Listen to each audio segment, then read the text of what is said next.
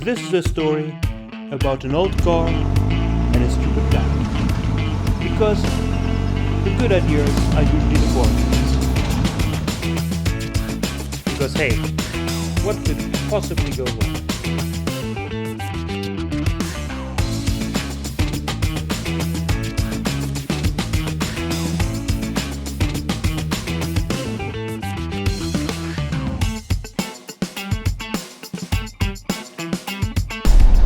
So believe it or not, we took 8 hours to pass only the Russian side of the border towards Kazakhstan. First we waited for about 5 hours, I think, in a queue. And then we waited for 3 hours after a very short custom check, which was trending quick, just to get my passport back. I guess it was lying in the office, nobody did anything, and we were standing there together with some other Europeans who were also standing there. Okay, so finally made it to Kazakhstan. Theodore's standing behind me. We just passed the border, which is right there where the lights are. The border crossing took a long time. We arrived at 1:30 p.m. at the border, stood in line for about 4 or 5 hours, and then we stood just behind inside the border after the Russian control for over 2 hours waiting for my passport to come back. And then the Kazakh control was really quick and friendly. I mean, also the Russian side was friendly actually. We just waited a long time. Now we just bought an insurance in the small building behind us, in this building, very sketchy office. And I'm really hungry, so I got some food. I don't know what it is actually. Eating something because I didn't eat all day. Well, now it's almost 10, so that's about 9 hours at the border. So it's quite late. It's local time 1 a.m. Russian time 12 p.m. So it's still fine, but we're following our new Dutch friends to a camping spot at the Caspian Sea. We drove about 1.5 hours away from the border, and it looks quite promising. Small roads, and we don't really know how the landscape looks around us, so we're very excited and curious to wake up here tomorrow and actually see where we are after having driven here for 1.5 hours already.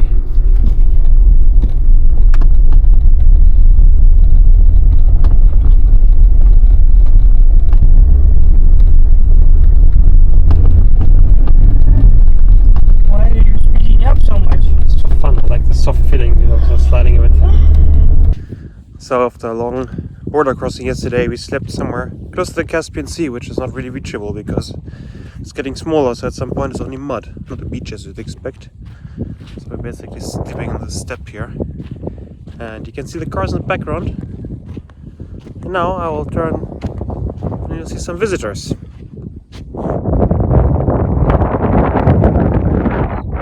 Many camels, but I guess we are the visitors, not they are the locals.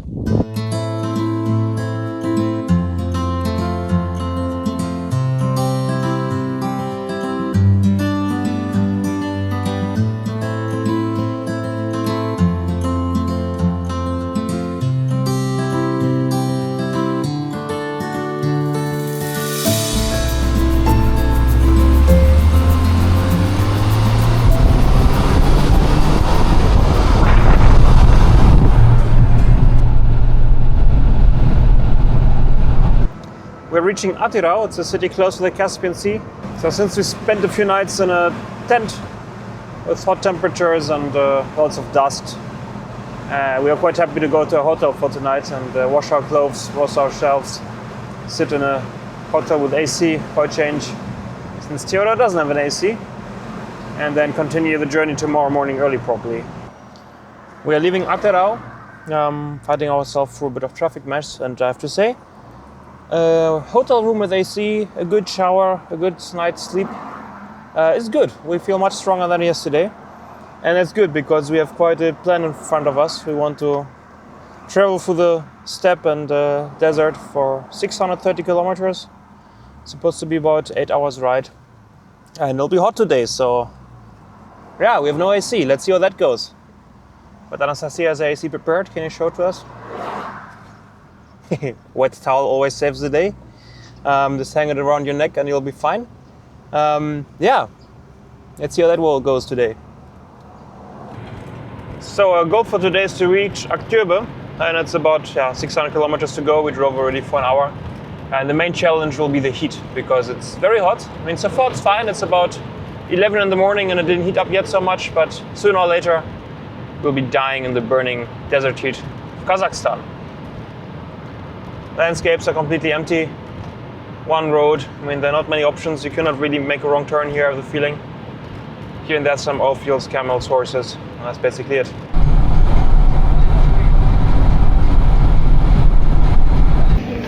So, we're at the roadside, and that's a very simple place of food. It's called Salovaya, and they've got quite a few different types of dishes here. And yeah, it's for truck drivers who come here. So, this place is supposed to be overpriced, so we paid €9 for 3 drinks, 2 main dishes, and a salad. We can live with that.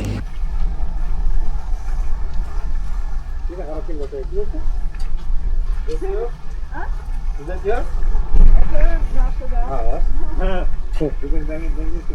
Я на немецком тоже разговариваю. А куда едете? Из Берлина путешествую в И куда едете? в Кыргызстан, Таджикистан. На BMW? Да. Может, побольше что-нибудь надо было? Со спальным местом хотя бы. Ну, это в этой BMW нет электроники. Там, если что-то сломается, мы сами все... А дизель, да? Нет, она не дизель. Дизель? Да. Хорошее такое состояние. Но она 88-го года, да. А это что, спальник? Да, палатка на крыше, раскладываешь и спишь. У нас все с собой. We had a nice camp at the lakeside, and here the weather's quite fine, but now we're heading straight towards Arals to the south. And Aral might be, well, something you know because of the Aral Sea, which is not really existing anymore. I guess we'll reach it tomorrow, and today we have a lot of hot driving in front of us. Yesterday the roads were awesome, and today, well, right now it's fine, but there's supposed to be many bad roads along the way, so let's see how that gets. I'll keep you posted. So we left early in order to escape the heat, but we're very lucky today. It's cloudy and the temperature is absolutely perfect. And also the road so far, I mean, we drove about 200 kilometers, is much better than expected. So today everything just works out really well. And Kazakhstan is treating us with agreeable weather and mostly good roads. So we're not complaining and enjoying the beautiful open views of Kazakhstan. Small stop somewhere in Kazakhstan. And it smells beautiful here because it rained and the field is, I think it's called thyme in English. Absolutely awesome. Some quite nice drone shots here. Awesomely beautiful with the clouds. Really good spot.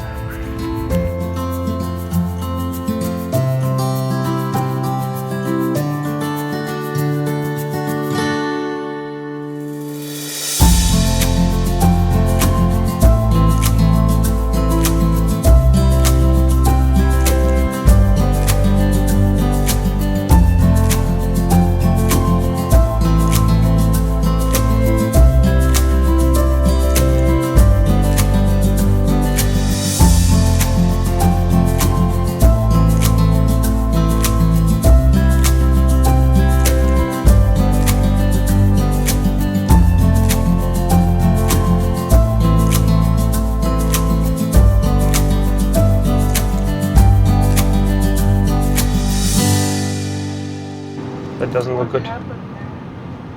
Oh, it's a fire truck. The entire truck burned out, look. Oh, shit. Crazy.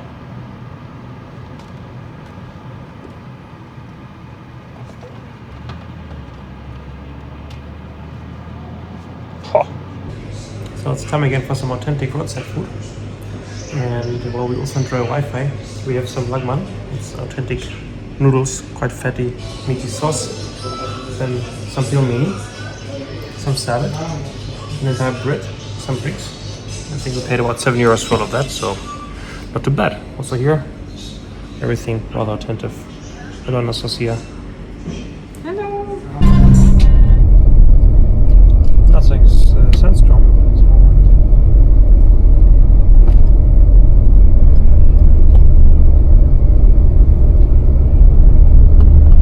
So far we drove about 680 kilometers today, so we made good progress. And the roads were absolutely fine. I mean, there were some parts where there were big holes, so I had to be a bit attentive, but part of that, mostly it was okay tarmac. So yeah, no problem, much better than expected. And now we made it to Aral, or Aralsk, as people call it here.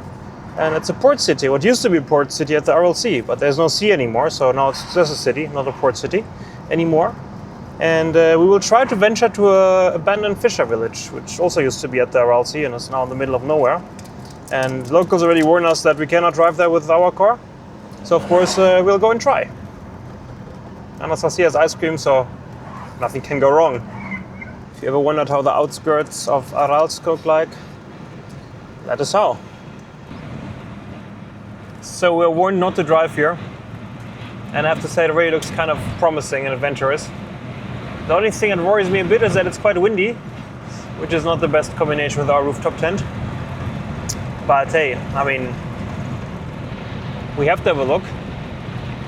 And we drove only big roads so far, which kind of makes sense in Kazakhstan because there are not really many roads. So normally I'm trying to find small, interesting, beautiful roads.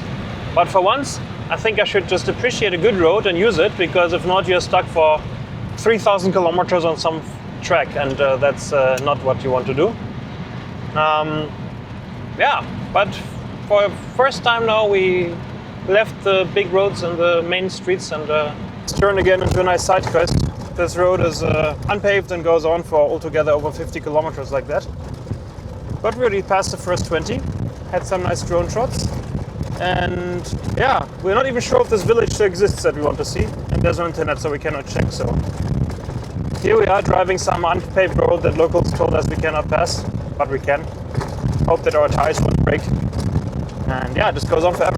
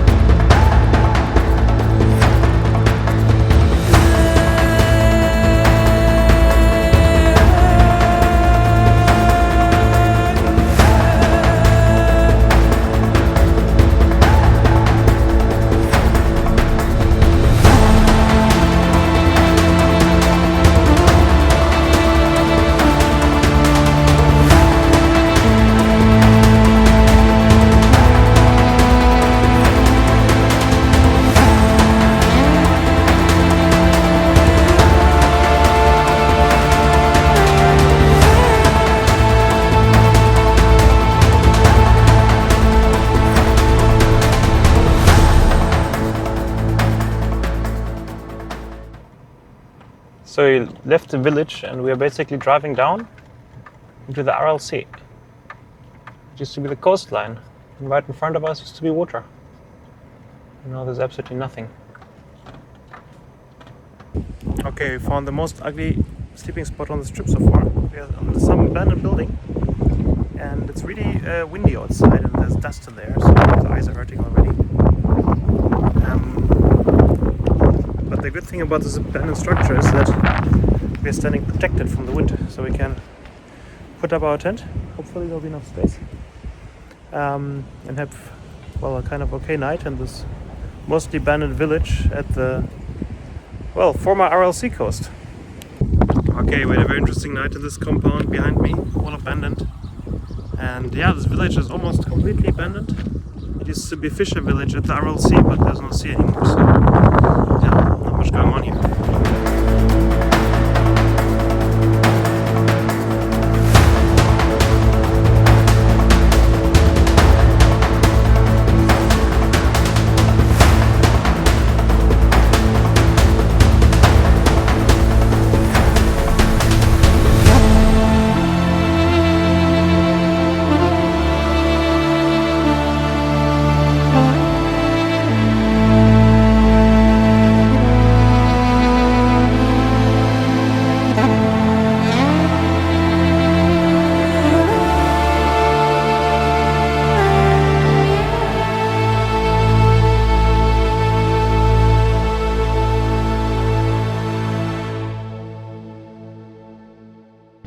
So we made it to the port of Arals. Behind me you can see a lighthouse.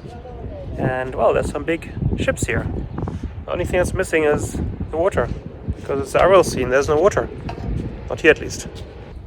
Right, there's a port behind me. You can see the cranes. And a paddle. And some boats in the sand. We're reaching Kyrilorda. Again? Thank you, Anastasia. That's hard to pronounce. And one of our followers wrote us on Instagram and invited us to stay at his place. And we do kind of need a shower, and it's also nice to meet some locals, so we accepted the offer for a change. And yeah, we'll meet him somewhere now. He said he'll pick us up on the roadside, so we're not even sure how he's called. But we kind of know how he looks, so yeah, let's see. Okay, so our host for tonight found us. We're not quite sure how he's called. It's something like Astrakhan, but something else, I guess. And he drives, of course, the Kazakh people's favorite car, a nice Land Cruiser, a V8. And we'll follow him now to his place, I guess, or to the restaurant, we're not sure. And see what the day brings. Oh, going a one-way road in the wrong direction, that's also, of course, great. But, you know, if you are in a different country, you have to respect its laws and follow the locals, because, I mean, yeah, that's how you do it. Looks like we have a comfy place to sleep today, because that's quite an impressive entrance for Kazakh standards. I mean, for any standards, actually.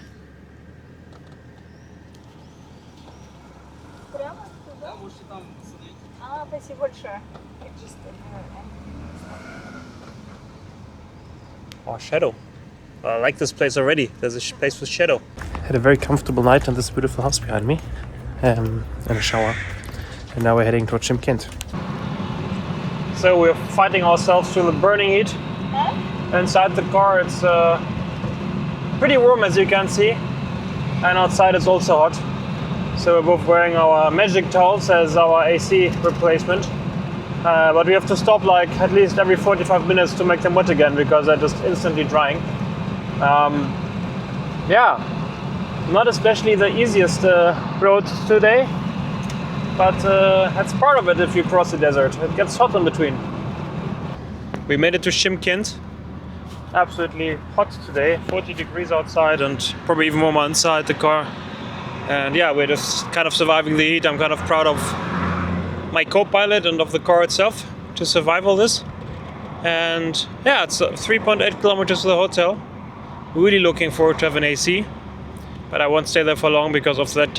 We'll be directly off for a small inspection to make sure he's fit for the Pami highway.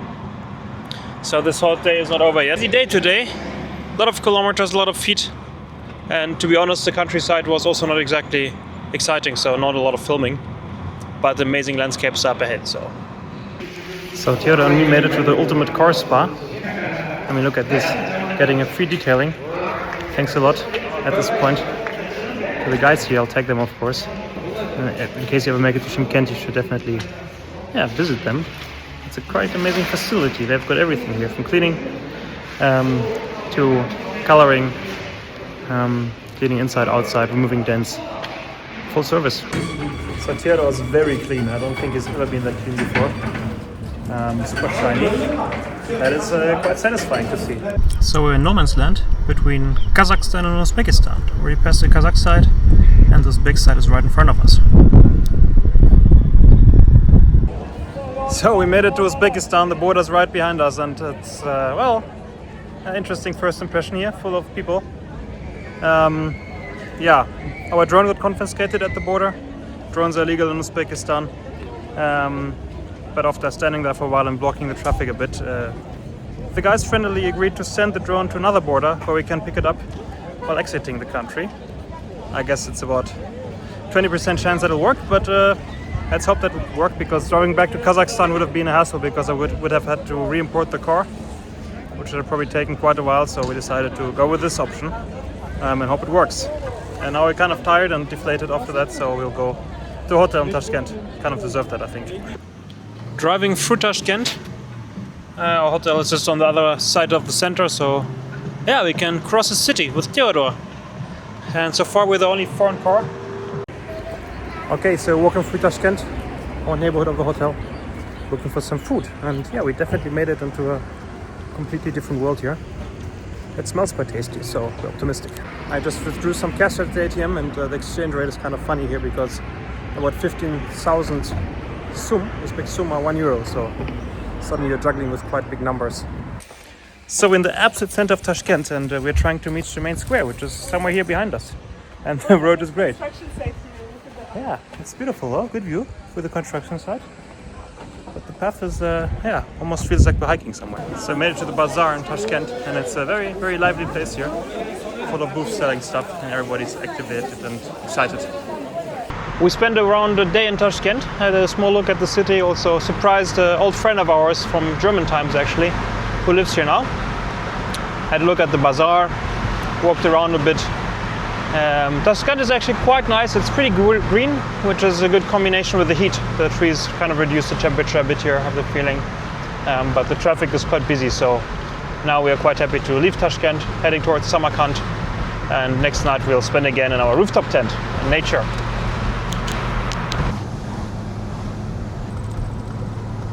After a lot of rather boring agricultural landscapes today, we made it into the mountains, had a small snack in a roadside restaurant, some shashlik, and now we're heading to the mountains for a place to camp, and it's only a few minutes away from here, so yeah, let's see what that'll be.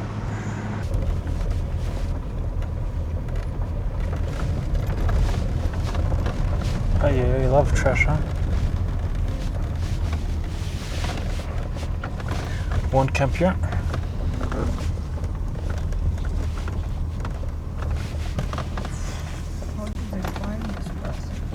I know. Yo, look through trash piles? Yeah, it can only get nicer.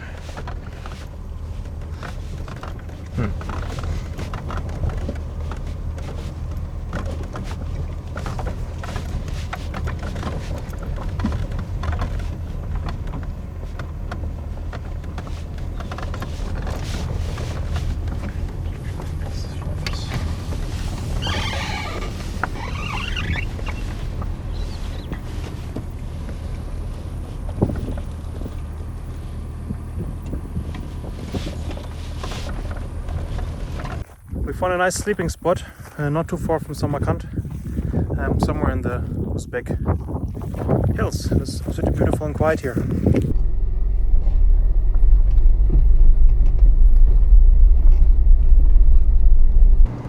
After having spent the night on a beautiful camping spot, which was unfortunately unexpectedly windy randomly, we're heading now straight towards Samarkand through those big backlands. Yeah, no wonder that the wind was annoying us last night in the tent. It's actually quite windy outside, and the entire view is a bit obstructed by dust and sand in the air. So it's not quite a sandstorm yet, but it's getting there. Definitely, yeah, a lot of atmosphere and a bit less hot than the burning sun yesterday. Somewhere in Uzbekistan, and today we are blessed with amazing weather. I mean, look how perfect it is. Beautiful, rainy, not too hot, no sweat. It's like a natural AC from heaven. If you travel the world with an old timer without AC, rain is definitely not bad weather, especially not in these climate zones. So it's a very enjoyable ride compared to yesterday when it was very, very hot and sunny. So walking through Samarkand, and to be honest, it's a school building situated beautifully at the park, somewhere in the city. And we just managed to get some cash, which is not so easy in Uzbekistan because most of the ATMs are either empty or broken or don't accept my cards, but now it worked. So we're back with cash, which is good because also many places don't accept cards. So having some cash, or at least some euros for emergencies that you can exchange to local currency, is definitely advisable in Uzbekistan. So having a small look at Samarkand in the evening because it's not so hot anymore, and we're walking down these huge roads with almost no traffic. We look in all directions here, and it looks like the perfect place for some amazing parades. But it's only the two of us parading down the big roads in Samarkand. Okay, we're wondering where all the people are. We found them. They're all here. Absolutely full of people. So I ventured on a small ride through Samarkand, and safe to say, Uzbek traffic is a challenge. I do have the feeling that most of the people here bought their driver's license and never really learned how to drive. So what they do instead is just using the horn a lot. Yeah. It's tough. Right now it's again quite narrow. Fucking hell, just the line vanished. There we go, people honking. A favorite. Big mess. Let the German pass. Ah, perfect, here we go. Yeah, Samarkand is quite an amazing place. I mean, look at this stuff behind me. I also mean Tirada, of course, but this time I'm not talking about him, but about these structures. So we're being good tourists, and it's the Registan assembly, one of the most important cultural sites in Samarkand. Absolutely beautiful buildings that date back over 500 years, and used to be either religious schools or mosques, or both at the same time, different uses over the years. Now they're a museum.